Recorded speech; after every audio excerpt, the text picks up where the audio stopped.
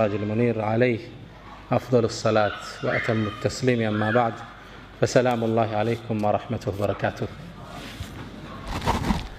يا الله توفيق هنو زاريت النشايل أموالتن داقم في تاتشو تقنتنال الله يهن سبسبي باركم إن شاء الله. كزي تشالت أنكراتشو من ناقنياتشو الله يدرقن. تنانت እንዳልኩት ብዙ አዲስ ነገር አልነገራችሁም። ዶክተር መሐመድ ዘይን ወርቃማ ንግግሮችን አስጨብጦናል። ሁሌ ግን ሐዲስ ሳነብ ልቤን የሚነካው አንድ ሐዲስ አለ። يوم القيامة مؤمنان ጀነት ውስጥ ገብተው ሳይድ ቶክ ይጫወታል።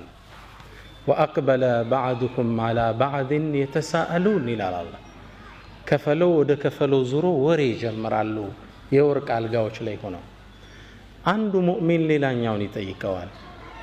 አላህ እኔና አንተን መቼ ነው ወንጀላችን የማረን? መቼ ነው ለዚህ አበቃን ብሎ ሲለው አላህ እነሱን የማረባቸውን ቀን ያስታውሳቸውና ታስታውሳለህ እንደ ይለዋል። ያኔ እዚህ ቦታ ላይ ተቀምጠን ስለ አላህ ስናወራ አላህ በዛች ቀን ነው የማረን ብለው ይላሉ ነብይ መሐመድ ሰለላሁ ዐለይሂ ወሰለም። ይሄ ቀን ይህ ስብስብ ይህ ሰዓት ያ ቀን እንዲያደርግልን አላህ እንመናኛለን። اللهم اجعل ስለ ዓላማ መኖር ዶክተር መሐመድ ዘይን በስፋት አጫውቶናል። እኔ አንድ ሁለት ነጥብ ልጨምር። ርዕሱን በህይወት መንገድ ላይ ብየዋል። ህይወትን ስንኖር ብንከተላቸው ስኬትን የሚሰጡን የህይወትን ጥፍጥና በደንብ እንድናጣጥም ያደርጉልናል። አንድ 5-6 ምክሮችን አጋራችኋለሁ። አስአሉላህ ተውፊቅ ወልኢኽላስ ወሰዳድ ወሰዋብ። አንደኛው ያለ ዓላማ አትኑር። አንድ አባት ተጠየቁ፣ በህይወት ውስጥ ትልቁ ሸክም ምንድነው ተባሉ። አባት ሲመልሱ ምን አሉ? ምንም ነገር አለመሸከም አሉ። ኃላፊነት ሳትሸከም ሚና ሳይኖር ህይወትን መግፋት ትልቁ ሸክም። ህይወት ውስጥ ግብ ይኖራል። አሳክተነው የምናልፍ አንድ ነገር ይኖራል። ታሪክ ስናገላብጥ የምንታወስ አንድ ሰው ነው።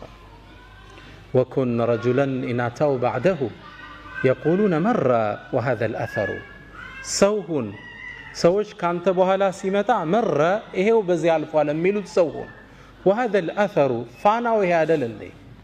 አቋቁሞት የሄደው ኢንስቲትዩሽን ገንብቶት የሄደው መስጂድ ያስመረቀው መርከዝ ፋና ምድር ላይ ይታይ። ዝም ብለህ እንዳታልፍ። ትናንት አብደላ ወንድሜ ሲናገር ነጃሽን ከመሰረቱት ሰዎች ውስጥ ረሂመሁላህ ያለው አንድ ግለሰብ አለ። ሰው ያልፋል ማለት አሻራ ሊኖረን ይገባል መሬት ላይ። ቅድም ስለ ሱሃይብ ብን ሩሚ ዶክተር መሐመድ ነግሮናል። ግማሹን ታሪክ ነው የነገረን። ቁርአኑ ግን ተያይዞ የመጣ ሙሉ ታሪክ አለው። አላህ ሱረቱል በቀራ ላይ አያይዞ የጠቀሰው 2 ታሪኮች አሉ። ታሪኮቹን ልንገራችሁ፣ ለራሳችሁ የትኛው ቦታ እንደምትመደቡ ምረጡ። አንደኛው ግለሰብ በነብዩ ሰለላሁ ዐለይሂ ወሰለም ዘመን ወደ መዲና ገባ። ረሱል የታሉ አለ። መስጂድ ነው። ወደ ረሱል ሰለላሁ ዐለይሂ ወሰለም መጣ። መስጂድ እንደገባም ለነብዩ መሐመድ ሰለላሁ ዐለይሂ ወሰለም ሰላዋት ያወረድን ኢንሻአላህ። እንደገባም የአላህ መልእክተኛ እኔ በአላህ አምናለሁ በርሶ ማምኛለሁ፣ ውስጥ ያለን ኢማን አላህ ያቀብኛል ብሎ ተናገረ። ከዛም ከመስጂዱ ወጥቶ እንደሄደ መዲና ዙሪያ የሚገኙ እርሻዎችን አቃጠላቸው፣ እንስሶችን ገደላቸው። በጣም የሚኮነን ስራን ሰራ። አላህ ክስተቱን ያየው ነበርና ይህ መጥፎ ሞዴል የህይወት ግቡ የተዛባበትን ግለሰብ እንደ ሳምፕል አላህ ቁርአን ላይ ተቀሰለን። ወሚን الناس አለ፣ ከሰዎች ውስጥ አለ من يعجبك قوله في الحياة الدنيا በዱንያ ህይወቱ ላይ ንግግሩ የሚገርም የማይተገብረውን የሚያወራ ويشهد الله على ما في قلبه ደግሞ የድፍረቱ ውስጤ ኢማን አለ ያለ አላህን ያስመሰክራል።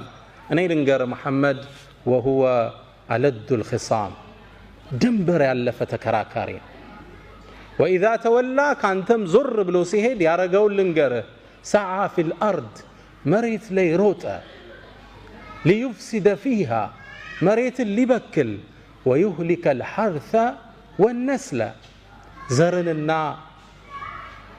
አዝርዕትን ሊያጠፋ የተንቀሳቀሰ ሰው ነው ይህ ሰው በመጥፎ ሜደል አላህ ጠቀሰው ቁርአን ላይ ከዛው ስራ ያይዞ አላህ አንድ ታሪክ አስከተለ ግለሰቡ ቁረይሽ ውስጥ ቢኖር ሱሃይብ ብን ሩም የሚባል ወጣት ነው በነብዩ ሰለላሁ ዐለይሂ ወሰለም አምኗል ወዷቸዋል ወደ እርሳቸው ለመሰደድ ጓጉቷል ቁረይሾች ግን ሊለቁት ፍቃደኛ አይደሉም አንድን አሳቻ ጊዜ መረጠና ወደ መዲና ስደት ሾልኮ ወጣ ሲወጣ ግን ቁረይሾች ደረሱበት ሄደም ማዝ አለብን ብለው ተሰልፈው ጦር አዘመቱበት ፈረሰኞችን መንገር ላይ ይሄድ ይያለ ተከበበ ሱሃይብ አሉት جئتنا سعلوكا دهاونا متهلن መካ ውስጥ ሀብትን አጠራቅመህ ወደ መሐመድ ትሄዳለህ እንዴ ይህማ አይታሰብም ማለት ዱንያን እንደፈለጉ ተረዳ እናንተ ቁረይሽ ሰዎች ሆይ ቀስተኛ መሆኔን ታቁኛላችሁ ጀርባዬ ያሉ የቀስት ጦሮች እስኪያልቁ ድረስ እርስ አንድ ባንድ ገላቸዋለሁ መንገዴን ልቀቁ አላቸው በጭራሽ አሉ ገንዘብ ንብረት ይዘህ ልትኮበልል ይሄማ አይታሰብም መጨረሻ ላይ ፍላጎታቸውን ስላወቀ በሉ እንግዳ ንብረቴ እዚህ ቦታ አለ እሱም በሰጣችሁ ታሳልፉኛላችሁ ካንተማ ምን ሐጃ አለን አሉ ቦታውን ነገራቸው ቤቱን ንብረቱን ጥሎ ሱሃይብ ወደ ነብዩ መሐመድ ሰለላሁ ዐለይሂ ወሰለም አቀና ረሱል ጋር ከመድረሱ በፊት አላህ ለረሱል መልእክት አውርዶ ነበር የሰራውን ጀብድ ታላቅነቱን እሱን አስመልክቶ እስከ የውመል ቂያማ የሚነበብ ቁርአንን አላህ አወረደ ወሚን الناس አላህ ከላይም ወሚን الناس ነው ያለው ከሰዎች ውስጥ አለ ይላል እዛ ታችም ወረደና ወሚን الناس አንተ መሐመድ ከሰዎች ውስጥ አለ من يشري نفسه ابتغاء مرضات الله يا الله ውዴታ ለማግኘት ነፍሱን የሚሸጥ አንቀጹን አላህ ሲጨርሰው ምናል والله رؤوف بالعباد አንቀጽ አቆጫጩ ጥልቅ ነው በተፍሲር ትንታኔ አላህም ለባሮች እጅግ ሩህሩህ ነው በላቸው ይላል ሁለት ሰዎችን አላህ ያይዞ ቁርአን ላይ ተከሰ ቁርአኑ ስትከፍቱት ሱረቱል በቀራ ላይ ومن الناس من يعجبك قوله في الحياة الدنيا لنا ورد ብሎ ومن الناس من يشري نفسه ابتغاء مرضات الله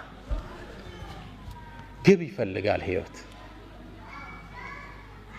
በህይወት ጉዟችን ላይ የመጀመሪያው ትምርቴ ግብ አላማ ይኖራል አናሳንሰው አላማው አቅማችንን የመጠነ ችሎታችንን ያማከለ የሆነ ግብ ይኖራል ለኢስላም የማይሆን ነገር የለም ኢብኑ ከሲር አንድን ታሪክ ይጠቅሳሉ ታሪኩ ይገርመኛል አንዴ በኸሊፋዎች ዘመን የዛሬ 800 ዓመት አካይ መሆኑ ነው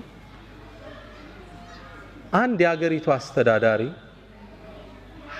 አንዲት ሴትን መንገድ ላይ በርሱ ዘበኞች አሳፍሶ ሲያስገባት አንድ ግለሰብ ያያል ከመስጂድ ሰውጣ አየውት ይላል እቺን ሴት በግዴታ ወስዶ ከተታት መጥፎ ነገር ሊሰራባት እንደሆነ አውቄያለሁ ወደ ቤቱ ተጠጋውና አባክህን እቺን ልጅ ልቀቃት ስለው ሊለቅ ፈቃደኛ አይደለም እንዴት እቺ ልጅ ጥያት እሄዳለሁ ሴት ልጅ ነች አቅም የላት ሊያበላሿት ነው ይሄን አይቼ ባልፍ አላህ ይቆጣኛል መልቀቅ አለብህ ብዬ ተታገልኳቸው መጨረሻ እኔንም ስበው ከተቱና ጨርቅ አርጋው አወጡኝ ይላል በጣም መቱኝ ቆሳሰልኩ ከዛም ለራሴ ምክንያት ሰጠው እንግዲህ የቻልኩትን ታግያለሁ አልሆነልኝም አደማምተውኛል ወደ ቤቴ ልሄዳለሁ እርምጃ እንደጀመርኩ ልጅቷ አሳዘነች ስለዚህ ምን ላረግ እችላለሁ ከመስጂዱ ጣራ ላይ ወጣውና ለሊት እኮ ነው አዛን አደረኩ ይላል የሰላት ሰዓት አይደለም አዛን ሳደርግ ማህበረሰብ ወጣ እንቅልፋችን አበላሸብን ብለው ተቆጡ፣ መጮህ ጀመሩ። ልክ ሲጮው አካባቢው ላይ የሚያልፉ ፖሊሶች መጥተው ያዙኝና እንዴት የሰውን እንቅልፍ እንዲታውካለ ወደ ኸሊፋው ነው ምን ወስደሃል ወሰዱኝ። ለምን ያረክ ብለው ጠየቀኝ። ኸሊፋ ሲለኝ ይሄ ዘመድ ታቀዌል የኛ ሀገር አስተዳደር አው እንዲያደርገው የሆነችን ሴት አድኗታል፣ አስለቅቃት ነው። ስትጣራ ያቺ ሴት ታስራለች። ኸሊፋው እንዲለቀቅ እችን ሴት አደረገ። ያን አስተዳዳሪ ከቦታው አነሳው። ከዛም ኸሊፋው ምን አለኝ አለ፣ በል ከዚህ በኋላ አገሪቱ ላይ በደል ስታይ አዛን በላለኛል። አመታት ተላለፉ። ከአመታት በኋላ አንድ ሰው የአንድን ሰው ንብረት ዘርፎ ታየው። የተከበረ ትልቅ ሀብታም ነው። ዘርፎ ታየውና ሄደው ቢጠይቁት ሊሰጥ ፍቃደኛ አይደለም። ሁሉ ሰው ሄደ፣ አልተቻለም። መጨረሻ ላይ ይሄ ሰው ሰማ። ወደዚህ ግለሰብ ሄደና ብሩን ትሰጠዋለህ አትሰጠውም አለ። በጭራሽ አለ። እርግጠኛ ነው? አዎ አለ። እንግዳ አዛን እላለሁ አለው። ግለሰቡ ንብረቱን አወጣና ለሰውየው መለሰለት። የህይወት ግቡ ምንድነው? እዚህ ሰው አዛን እያለ በደልን ማስወገድ ነው። አናሳንሰው የህይወትን ግብ። ትልቅም ነገር ማለት አይደለም፣ ብቻ አሻራ ይኖራል፣ ትንሽ ሚና ይኖራል በህይወት መንገዳችን ላይ። ዱ ሞስታ ፕላኔራ ብያለሁ በእናንተ ቋንቋ።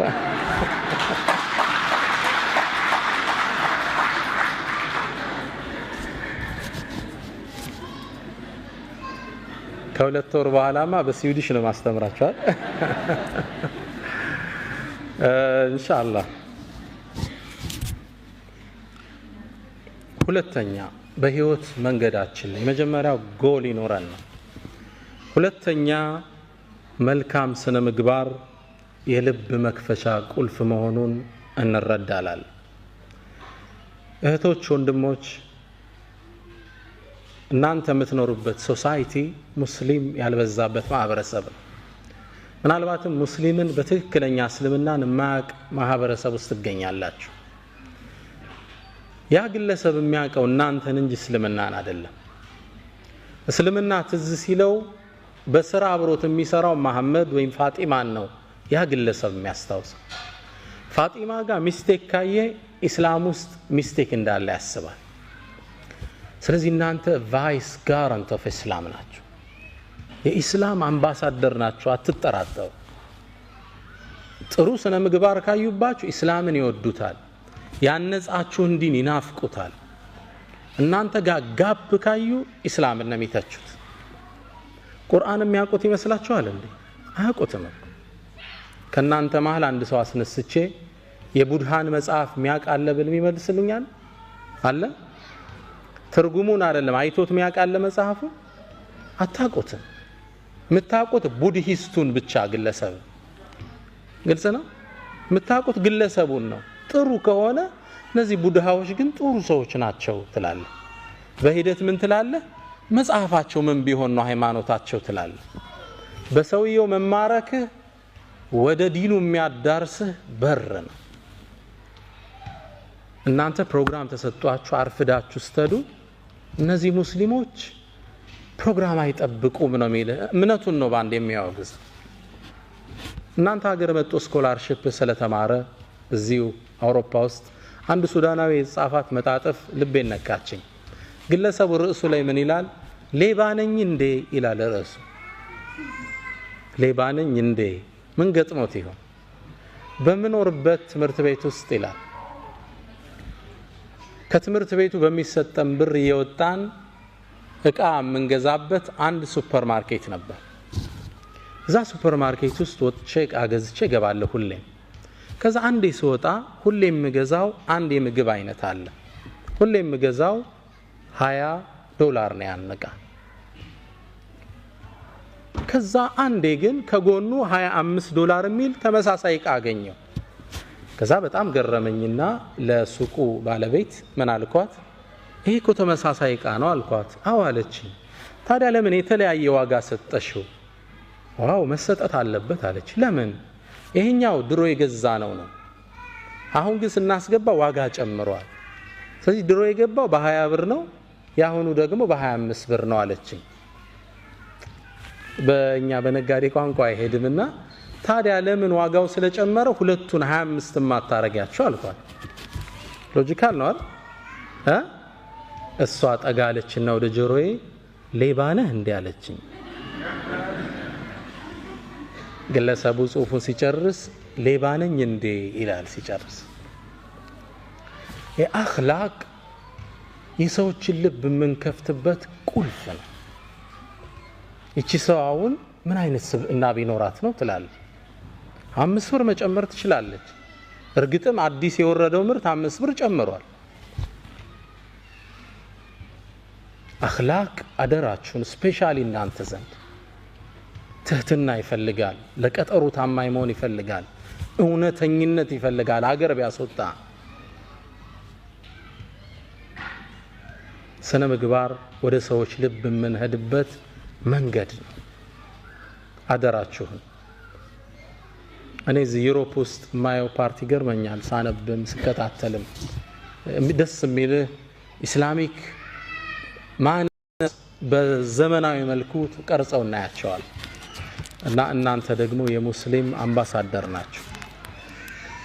በስነ ምግባር ጉድለት የምንፈጥረው ሰዎች ላይ የባህሪ መናወጥ ብዙ ሊያስከፍል ይችላል።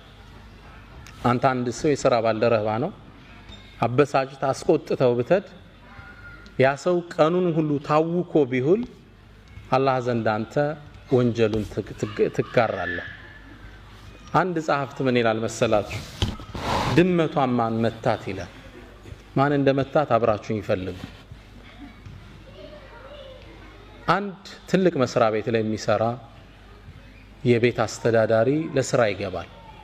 ሲገባ የድርጅቱ ዋና ኃላፊ ተቆጥቶ ነበር። በዛን ቀን ባህሪው ጥሩ አልነበረም። ልክ ስራ እንደገባ ያንን ግለሰብ ወረፈው፣ በጣም ሰደበው፣ አበሳጨው። በጣም ተቆጥቶ አእምሮ እንደጋለ ወደ ቤቱ ነዳ፣ ድራይቭ አረገ።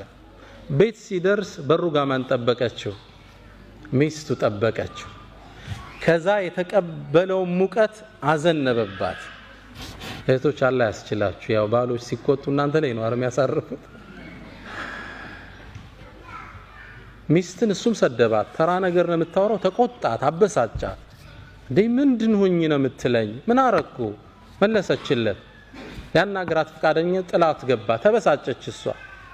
ትንሽ እርምጃ እንደሄደች ከኋላ ልጇ ይጎታታል። ማማ ምንድነው? ቸኮሌት ግጅልኝ፣ ዞር በልፊቴ በጥፊ። እሷም ከባሏ የተቀበለችውን ማን ላይ ጣለችው?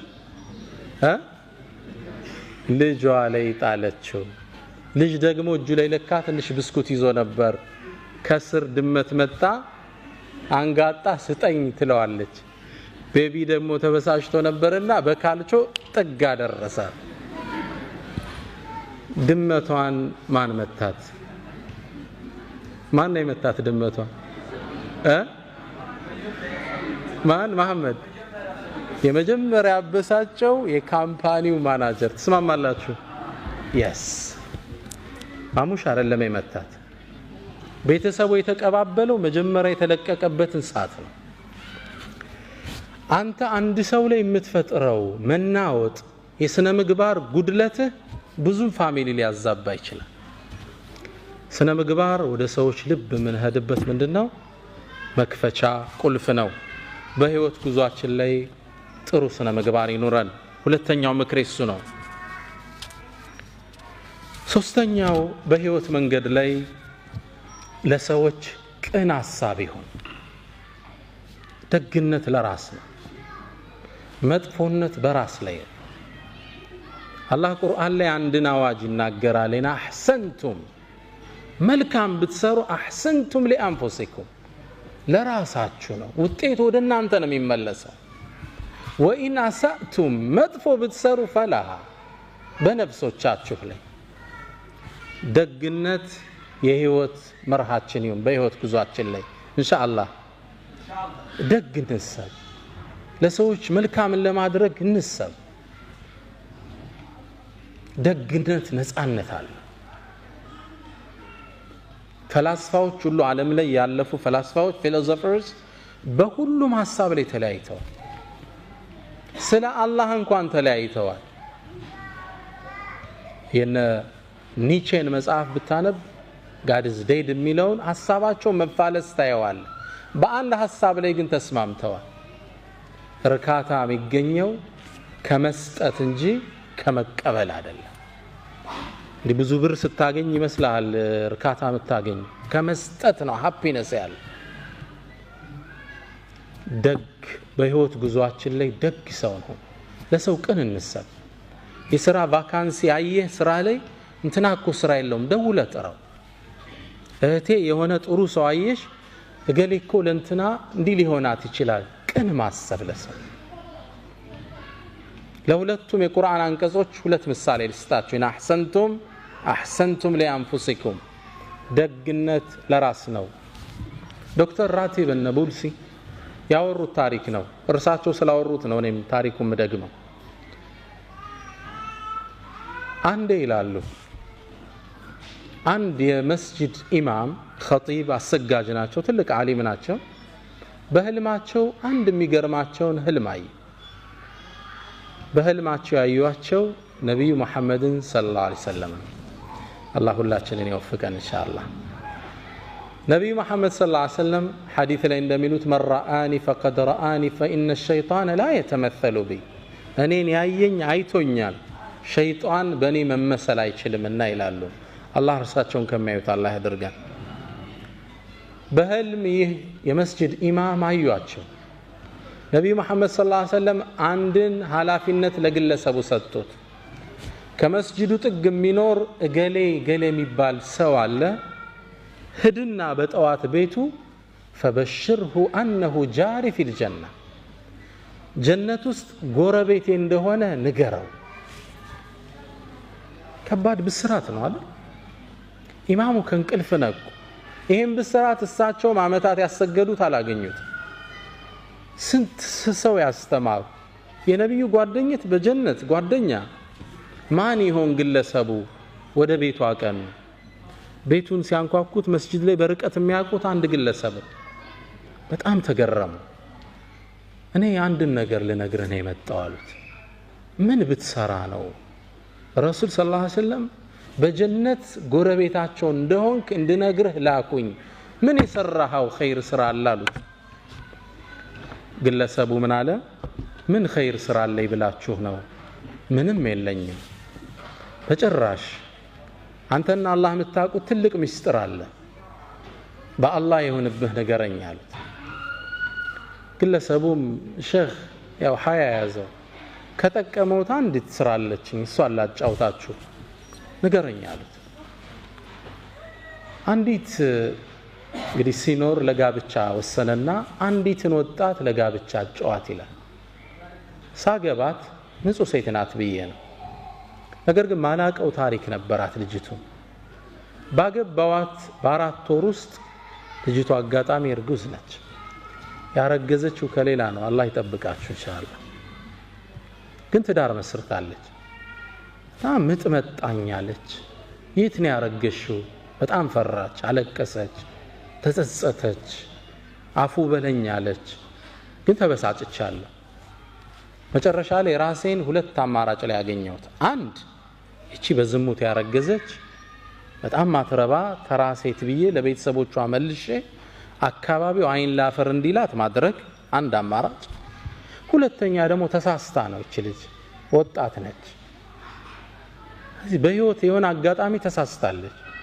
ተጸጽታበትም አለች ለተውበት ልገዛት ሁለት አማራጭ ራሴን አገኘሁት ነፍስያዬን ተጫንኩና ወደ ተውበት በመራት ይሻላታል ህይወቷን ከማበላሸው ብዬ ወሰንኩ ግን ልጅ ሊወለድ ነው ካገባት ገና 4 ወሩ ነው እንዴት አርጎ ያምልጥ ከዚህ ውስጥ መጨረሻ ልክ የወለደሽ ጊዜ ማንም እንዳያቃረብ እንደተወለደ ልጁን ህፃኑን ይዤው ወደ መስጂድ ልኳል ባለቤቱ መውለዱን ሰው ያውቅ ልክ ሰው ኢሻ ሶላት እንዳለ ሲገባ ውጪ ላይ በፎጣ ጠቅል ያስቀምጨው ሶላት ገባ ልጁ የውጩን ብርድ አልቻለምና እየሰገድን ማልቀስ ጀመረ በጣም ያለቅሳል። ገና ለጋ ሕፃን ልጅ በጣም ሲያለቅስ ሰው ሶላት እስኪያሰላምት ቸኩሏል። እንዳሰላመተ ሩጦ ሲወጣ ሕፃን ልጅ ተጠቅልሎ ፎጣ ያለቅሳል። ማን ነው ጥሎብን የሄደ? መራገም ጀመረ። ከዛ መሃል ብቅ አልኩና ይሄን ልጅ ወስዶ ሊያሳድገው መሃላችሁ ሚችል ሰው አለ አልኳቸው። ይሄ ልጆቻችንም አልቻልነ ደግሞ ገና ሚጠባ ሕፃን ልጅ እንውሰድ እንዴ? ምን ነካህ አንተ? ከዛ ቀበል አደረኩና ማህበረሰቡ እየሰማኝ እኔ ታውቃላችሁ ባለቤቴ አሁን ያገባዋት ልጅ የለኝም የቤተሰብ ጫና ስለሌለብኝ ይሄን ልጅ ወስጄ አሳድገዋለሁ አላቸው። ግልጽ ነው። ትልቅ ኢማን ይጠይቃል። ከባድ ነው። ሕፃኑን ተሸከመና ወደ ቤቱ ይዞት ተመለሰ። የአካባቢው ማህበረሰብ የሚያውቀው ምን ብሎ ነው? ወድቆ የተገኘ ልጅ ያሳደገ ደግ ሰው ብሎ ያውቀዋል። ልጅቱን አስተውብቶ ዳግም አገባት። ይህን ኸይር ስራውን አላህ ተቀብሏልና በነቢዩ መሐመድ ሰለላሁ ዐለይሂ ወሰለም መልእክቱ እንዲደርሰው አደረገ። ኢን አሕሰንቱም ሊአንፉሲኩም፣ ደግነት ወዳጆች ለራስ ነው፣ እርካታ አለው፣ ቀጣዩም ዓለም ሽልማት አለው።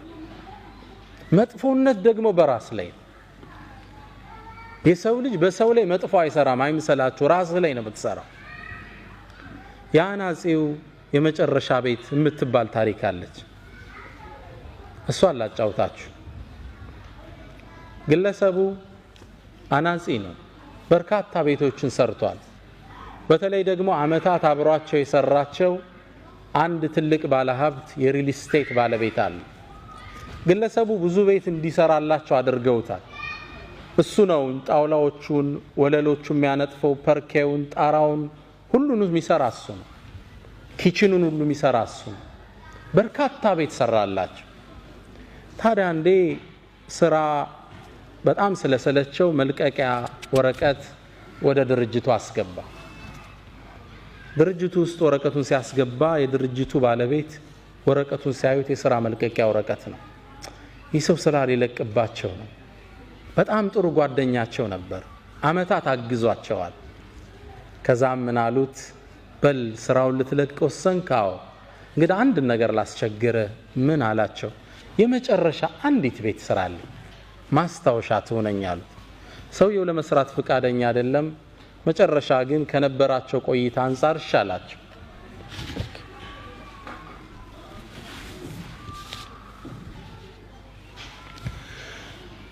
ቤቱን ለመስራት ወሰነ። ለመስራት ግን ፍላጎት አልነበረው።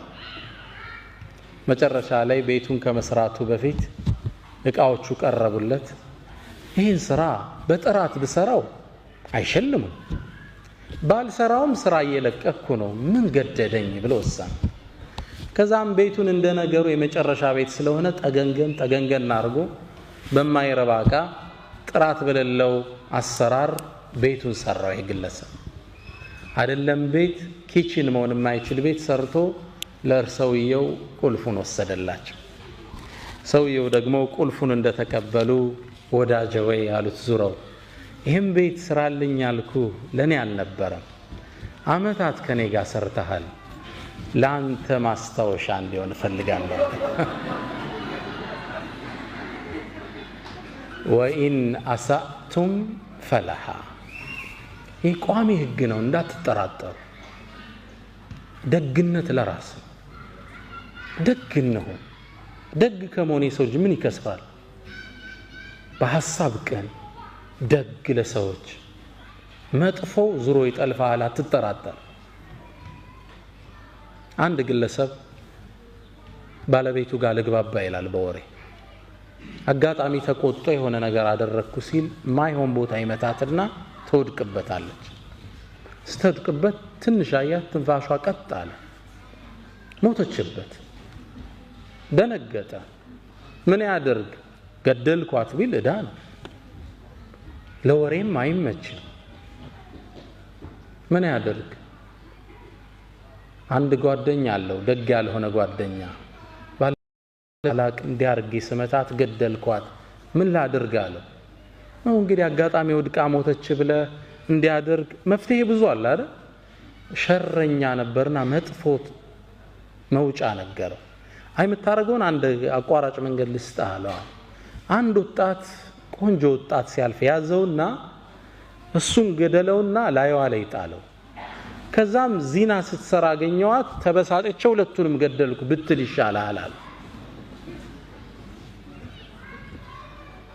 ግለሰቡ መውጫ መሰለውና አው አሻራዬም ይኖር ይሆናል እሷ ላይ መመርመሩ ስለማይቀር እንደገደልኩ ይታወቃል። አሁን የሰጣኝ መውጫ ቆንጆ መውጫ ነው አለ። በሩጋ ሆኖ ይጠብቃል። አንድ ለግላጋ ቆንጆ ወጣት አለፈ። ወደ ቤት ጋበዘው። ልክ እንደገባም የሚስቱን ጽዋ ቀመሰ። ወጣቱን ላዩ ላይ ጣለ። ቤተሰቡን ጠራና ይሄው ጉድ ሰራችኝ፣ ጉድ ሰራዋታል። ይሄ ታሪክ በዚህ ተቋጨ። ያ አስተያየት የሰጠው ጓደኛው በዛ ምሽት ቆዝሞ አመሸ። ሰዓቱን በየደቂቃው ይመለከታል። ረዘመበት። ለካስ የሚጠብቀው አንድ ወጣት ልጅ አለው። ዛሬ ልጅ ምን ነክቶታል? ሰዓቱን ተደጋግሞ ይመለከታል። ጠበቀው፣ አልመጣ ልጅ። ይህ ሰው እንቅልፍ ሳያገኝ አደረ። ጠዋት ወሬ ሲያጣራ የተገደለው ልጅ ማን ነበር? የራሱን ልጅ ነበር። ወኢን አሳእቱም ፈላ። በህይወት ጉዟችን ላይ ሶስተኛው ምክሬ ደግ ነው። ቅን እንሁን ለሰዎች ለውጥ እንሳብ። ለእህትሽ እድገት ሐሳብ ይሁን። ማንን ይጎዳል ደግነት? ማንስ ነው ደጉ ነው የጠፋው? ደግነት ዋጋው ወደ ራስ ይመለሳል። በህይወት ጉዞህ ላይ ሌላው አራተኛው ምክሬ ሁሌም ተሐድሶ ያስፈልጋል። ሁሉም የህይወት ክፍሎችህን ሁሌም ልታንጻቸው ይገባል። የሰው ልጅ 4 ነገሮች እንዳሉት ይታመናል። አእምሮ፣ መንፈሱ፣ አካሉና ስሜቱ። ማይንድ፣ ቦዲ፣ ኢሞሽን እና ስፒሪት ይሉታል። 4 ነገሮች አሉ። እነዚህ በህይወት ጉዞህ ላይ ሁሌም እድሳት ያስፈልጋቸዋል።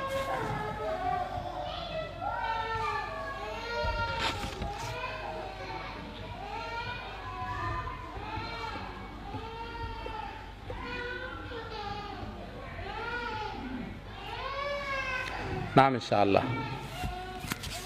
ስንት የሰውነትን ክፍል ጠራን?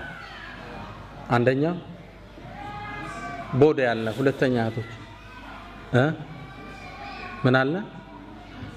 አእምሮ አለ፣ ሁለተኛ። ሶስተኛ ምን አለ? ስሜት አለ፣ ኢሞሽን አለ። አራተኛ ዋናውን ረሳችሁ፣ ስፒሪት መንፈስ አለ የሰው ልጅ።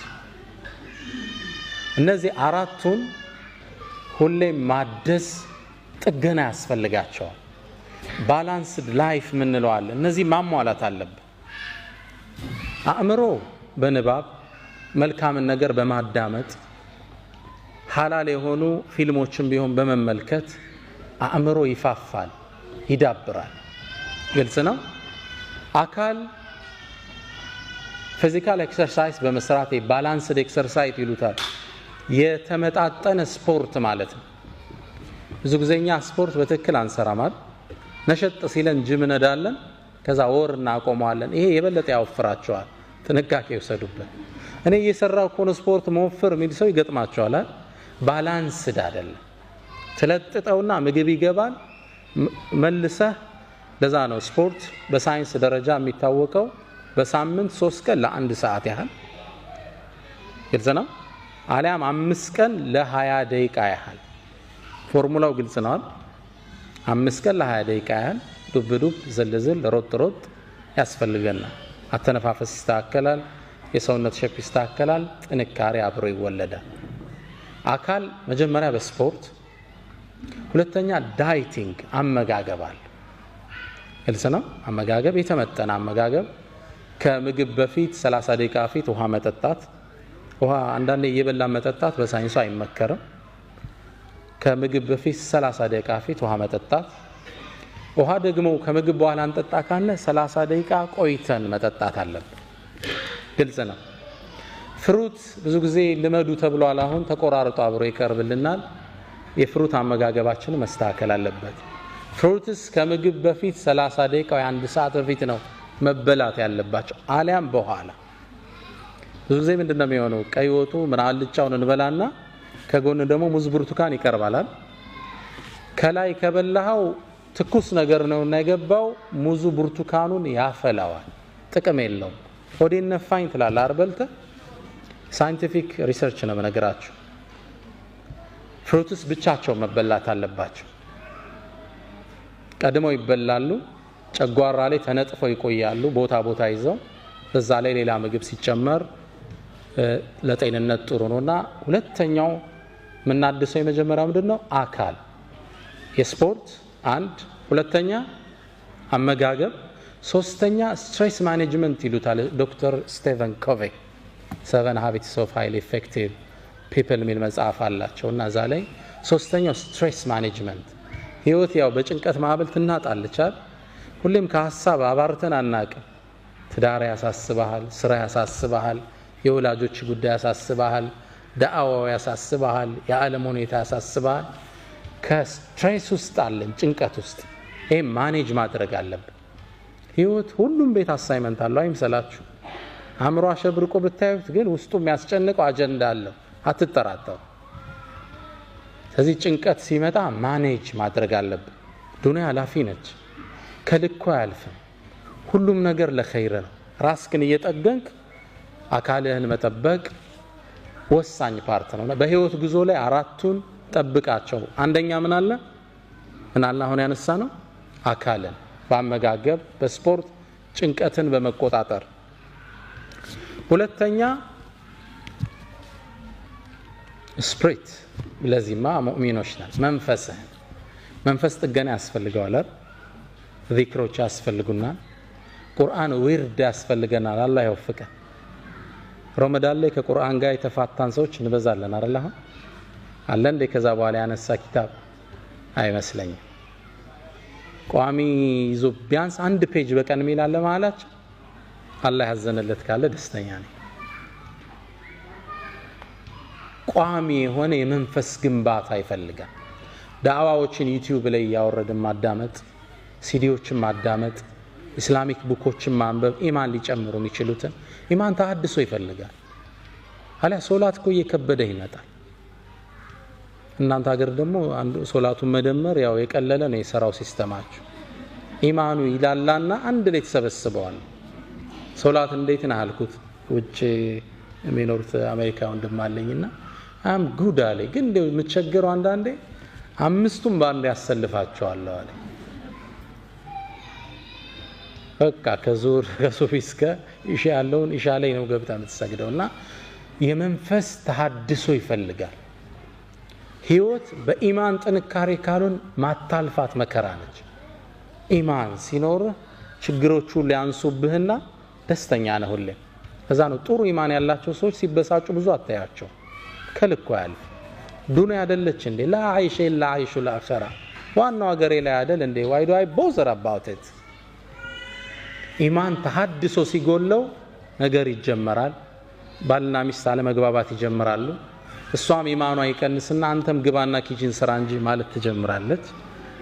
ያው ማገዝ አለባችሁ ኢንሻአላህ። አላ ኩል ሐል ምን ይጀምራል? አለመግባባቶች ይፈጠራሉ። ኢማን ተሐድሶ ይፈልጋል። ጾሞች፣ ቁርአን መቅራት፣ እነዚህ መርሳት የለብንም። ምናልባት ማይንድ ብያለሁ፣ አእምሮ በንባብ ጥሩ ነገር በማዳመጥ ይፋፋል። ህይወት ይላል አልበርት አንስታይን፣ ህይወት እንደ ብስክሌት ናት ይላል። ሁሌም ላለመውደቅ ባላንስህን ጠብቀህ መረገጥ አለብህ ይላል። ከዚህም መዚህ መጠበቅ አለብህ። አእምሮህንም አካልህንም መንፈስህንም ስሜትህንም ሁሌ ባላንስ አድርገህ መሄድ አለብህ። አንዱ ላይ ብቻ እናተኩርሽ። ባላንስድ ህይወታችን ሻርፕን ደ ሶ ይሉታል። ሁሌ መውረዱን መሳል ይፈልጋል። ስትታደስ ነው የመስራት ወኔህ የሚጨምረው፣ የመለወጥ ወኔህ የሚያድገው።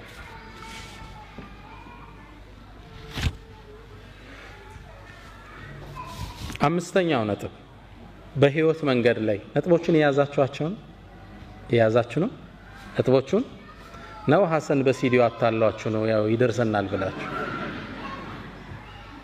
ነጥቦችን አንርሳችሁ ኢንሻአላህ ያለ ዓለማ አትኑር ብለናል መልካም ስነ ምግባር የልብ መክፈቻ ቁልፍ ነው ብለናል ሁሌም ደግ ሁን ብለናል አምስተኛ ሁሌም ተሐድሶ ያስፈልጋል ብለናል ስድስተኛ ምን ጠቅሰው ሁሉንም ማስደሰት እንደማትችል እርግጠኛ በህይወት ላይ ትልቁ ስተት በሁሉም ዘንድ ትክክለኛ ሆኖ ለመታየት ምናደርገው አጉል ሙከራ ሁሉም ሊወደህ አይችልም ሂጃብ ብትለብሺ ጸጉር የለቀቁት ይጠሉሻል መጠጥ አልጠጣም ብትል አረ ይሄ ገበሬ ነው ፍሪክ አይደለም ይሉሃል እንንተና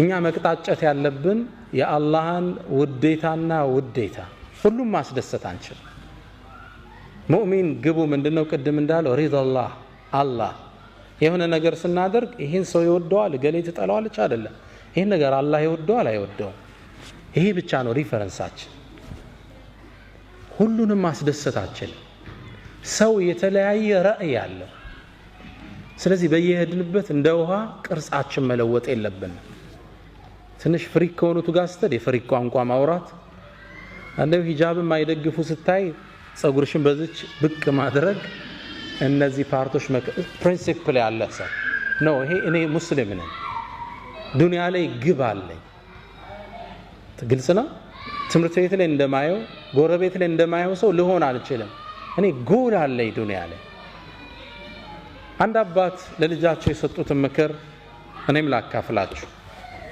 አባት በእድሜ እንደገፉ ረጅም ዕድሜ ያስተማራቸውን ታሪክ ለልጃቸው መናገር ፈለጉ ልጄ ወይ አሉት ነገ በጠዋት እንነሳለን ረጅም ጉዞ ነውና ምን ሄደው ሁለት አንድ አህያ ያዘጋጅ ስንቅም እንዳትረሳሉ ልጁ በጣም የሚወዳቸው አባቱ ትልቅ ትምህርት ሊሰጡት ነው ከርሳቸው ጋር በመዋሉ ደስተኛ ሆነ በበነጋው በሌሊት ነበር ቀድሞ ከእንቅልፎ የተነሳው ባባ ምን ሊያስተምረኝ ይሆን በጠዋት ተነሱ ጉዞ ጀመሩ አህያዋን እየመሩ ሄዱ መንደሮችን እየቆራረጡ አለፉ አጋጣሚ አባት ልጅ ነውና ልጁ ይደክመዋል ብለው ልጄ ሆይ አህያዋ ላይ አንተ ውጣና እኔ ነኝ ልጓማን እየጎተትኩ ወስደው አሉት ልጅም ተስማማ ላይ ቁባለ አባት እየጎተቱ በመንደር ጥጋለሁ ሲያልፉ ዋርካው ስር ተሰብስበው የሚጫወቱ ማህበረሰቡ ክፍል አሉ ጉድ ተመልከት አለ አንደኛ ምን አይነት የተረገመ ዘመን ደረሰ አባት ሽማግሌ በግር እየሄደ ልጅ አህያ ላይ ተሳፍሮ እንዴት የተረገመ ዘመን ደረሰ ለአዛውንት ማይታዘንበት ዘመን አባትም ልጅም ይሄን ትችት ሰሙ መንደሯን እንዳለፉ ልጄ ሆይ ሰው እኮ ተቸነ በለኔ ላይ ልሁን አንተ ልጓሟን ይዘምራን አሉት ልጅ ልጓሟን ይዞ መምራት ጀመረ በሌላ መንደር አለፉ የሆነ ዛፍ ስር ቡና የሚጠጡ ሰዎች ነበሩ ፀሐይ ነው ያው ቀኑ እየተጋመሰ ነው ፀሐይ በርትቷል ልጅ ልጓሟን ይዞ ላቡ ጠብ ይላል አባት ደግሞ አህያው ላይ ቁጭ ብለው ይሄዳሉ ያ ማህበረሰብ ደግሞ ሌላ ትችት ጀመረ እዝነት የሌለበት ዘመን አሉ አሁን ይሄ አንድ ፍሬ ልጅ በእግሩ በፀሐዩ ሲደክም እርሱ ላይ ቁጭ ብሎ ይሄዳል ያባት አንጀት የሌላቸው አሉ ግልጽ ነው አባትም ልጅም ይሄን ትችት ሰማ ልጄ ወይ ሰማ እንዴ አዎ ታዲያ ምን እናርግ በቃ ባባ አብረን እንውጣባት አሉ ተስማማ በዚህ ቃል ነው ያላችሁ አባትም ልጅም አህያዋ ላይ ተሳፈሩ ጉዞ ጀመሩ በሶስተኛው ሀገር ላይ አለፉ መንደር ላይ ሲያልፉ አሁንም ዋርካው ስር ቡና የሚጠጡ ሰዎች አሉ አይ ጉድ አላንደኛው ተነሳ እንዲው ለዚች ለማትናገረው እንስሳ ማይታዘንበት ዘመን ሁለት ሰው ይወጣባታል ታሳዝናለች አየዋል እንደው ይህች እንስሳ አላህ የፈጠራት እንስሳ እንደው መከራዋን ለሁለት ትንሽ እንዳለፉ ልጄ ሰማህ እንዴት እችታቸው አዎ ምን እናድርግ በቃ በግራችን እሷም ትድኛ ምን እንሄድ አላቸው ሁለቱ ከፊት ለፊቱ ነው መንገድ ያቆራረጡ በአንድ መንገድ ጥግ አለፉ ፀሐዩ በርትቷል አህያዋ ከኋላ ሁለቱ ከፊት ልጓማን እየመሩ አራተኛው ማህበረሰብ ደግሞ የራሱ አስተያየት ነበር እንዴት አይነት ጅሎች ናቸው አላንዱ ተነስ አላህ እንስሳን የፈጠረው ልታገለግል አይደል እንዴ እሷ በግር እነሱ በግር ምን አይነት ደንቆሮች ናቸው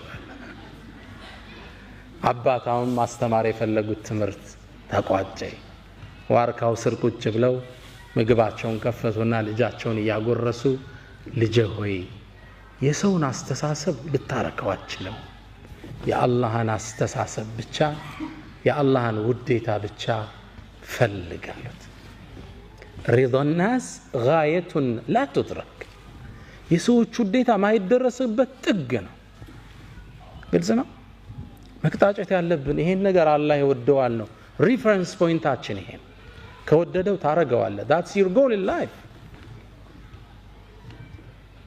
በህይወታችን ላይ ማንንም ማስደሰት አንችል ስለዚህ በየሄድንበት ፍሪኮች ጋር ስንሆን ቅርጽ እንለውጣለን ዲነኞች ጋር ስንመጣ ቅርጽ እንለውጣለን የተዛባ ስብዕና ማዝ የለብንና የፕሪንሲፕል ሰው መሆን አለብን ነው ስትል አቋመን ሰዎች እንዲህ አይነትን ሰው ነው ደግሞ በጣም የሚያከብሩት ነው እሷ እኮ እንዲያትወድም ይባላል ቋሚ ባህሪው አይታወቅም ነው እሱ እንዲህ በጭራሽ አይመቸው እሱ ፊት አታንሳ ይባላል እንዲህ ግን ጥፍጥፍ ምትል ከሆነ ተራሶ ትሆናል ስለዚህ ስድስተኛው በህይወት መንገዳችን ላይ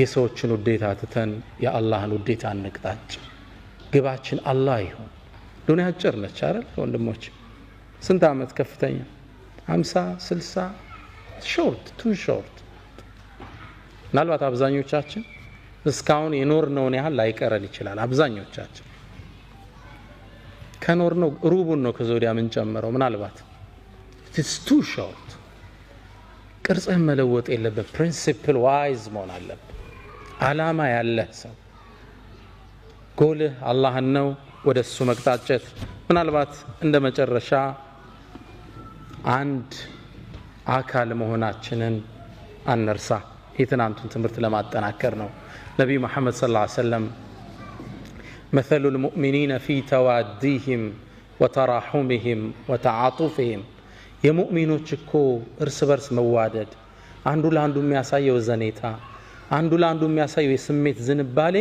ከጀሰደን ዋሂድ እንደ አንድ አካል ነው ሱብሃንአላህ የረሱል ገለጻ እንዲህ ወደ ጎን ርዝመት የለውም ወደ ስር ነው ጥልቀት ያለ ሆሪዞንታል አይረዝምም ኦቲቱ ጀዋሚዑል ከሊም ነው የሚለው ነገሮችን ሰብስቤ ማስረዳት ችሎታን አላህ ሰጥቶኛል ይላል እንዲህ አይረዝምም እንዲህ ነው የሚጠልቀው የሙእሚኖቹ ማንነት እኮ እርስ በርስ ሲዋደዱ ሲተሳሰቡ ሲተዛዘኑ ከጀሰድን ዋሂድ እንደ አንድ አካል إذا اشتكى منه عضو አካል ውስጥ አንድ አካል ሲጎዳ تداعى له سائر الجسد بالسهر والحمى እጅህን ብትቆረጥ እንቅልፍ ይመጣ አይመጣ ይሄ ነበር የተቆረጠው ለምን መተኛት አይችልም ጥርስህን አሞ እንቅልፍ ይመጣ ጥርስ ነበር እኮ የታመመ ሌላው ለምን አይተኛም እጅ ለምን ነው ማያርፈው እግር ለምን ነው አደብ ይዞ አይተኛም አንድ ነው የወንድምህ ጉዳት ያንተ ጉዳት ነው የእህትሽ ውድቀት ያንቺ ውድቀት ነው አንድ አካል ነው ለመጠፋፋት ማሰብ የለብንም አብረን ነው ምን ወድቀው አንዴ ይባላል እኮ ጥርስ ተበሳጨና ምላስ ላይ ዛቻን አቀረባል ምናባዊ ወሬ ነው ጥርስ ተበሳጭቶ ነው አንቺ ምላስ አርፈሽ ቁጭ ካላልሽ ቀርጥፌ ነው ማሳረፍሽ አላት ግልጽ ነው እዛው አኝኬ ነው ማሳረፍሽ ስርዓት አድርጌ አላት እሷም በስጨት አለችና አንተም ስርዓት አልስካልክ አንዱን ተሳድቤ ነው ማስረግፍ አለች ግልጽ ነው ግልጽ አይደለም አንተም ብቻ አይደለም ከነ 32 ቤተሰብን ማስወጣ አለች መጠፋፋት ነው የሚሆን ግልጽ ነው እኔን አንተ ለማጥፋት ስታስብ አንተ ማብረህ ነው የምትወድቀው። የሙስሊም ሚዲያ ሆነ መሪህን ስተች መሪው ደግሞ አንተን ቢተች አብረህ ነው የምትወድቀው። መጠፋፋት ይሆናል። እዚህ በህይወት ጉዟችን ላይ አንድ አካል እንደሆነ እንሰብ። አንዱ ለአንዱ ጉድጓድ አይቆፍር። አንድ አካል ነው። በህይወት ጉዟችን ላይ እንደ አይነት ሰውን ሆን። የመጨረሻ በህይወት ጉዟችን ላይ ጥገኛ ነው። ጥገኝነትን ተጸየፉት። ስራ ለመስራትን በጣም ራቁት። ከማንም ስር ጥገኛ አትሁኑ። ሰርተን ራሳችን ለማብቃት ከዛም አልፈን ሌላውን ለመርዳት ቁልፍ ሰው ነው። ግልጽ ነው። النبي صلى الله عليه وسلم يقول يد العليا خير من يد السفلى ከስር ከሚቀበል እጅ ከላይ የምትጥል እጅ ትበልጣለች ይላል። ሰደቃን እኮ አበረታተዋል፣ ግን ከላይ ሰጪው ነው አላህ ዘንድ የተመረጠ። ከታች ተቀባያት ጥገኛቱን መቼም ቢሆን ፋሚሊ ላይ እንዳትደገፍ። የራስን የላይፍ የሥራ ሲስተም ፈጥረ ራስክን የምትችል ራስክን የምታስከብር ነው። ኢብራሂም ኢብኑ አልአድሃም የሚባሉ አንድ ትልቅ ዓሊም ጓደኛ ነበራቸው። ንግድ ለመውጣት ፈለገ።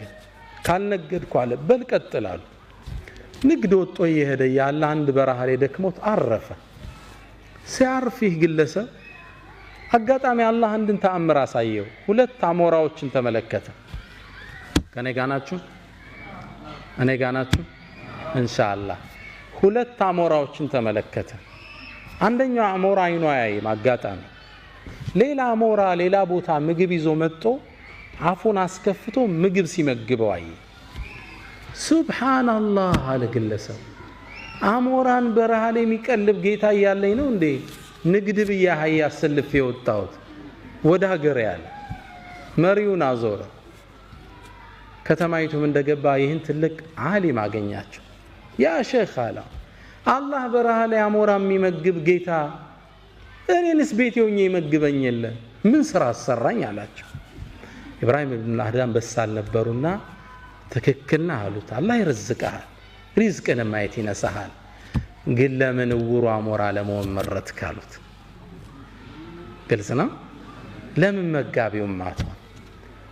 ለምን ከላይ ሰጪው ማቱ? ለምን ታችን መረጥክ? ከዛም ግንባራቸውን ሳም ማረግና እርሶ ከሌሉበት ምድር እኔን ማያኖረኝ አላቸው። በህይወት መንገዳችን ላይ ጥገኛ እንዳት ስራ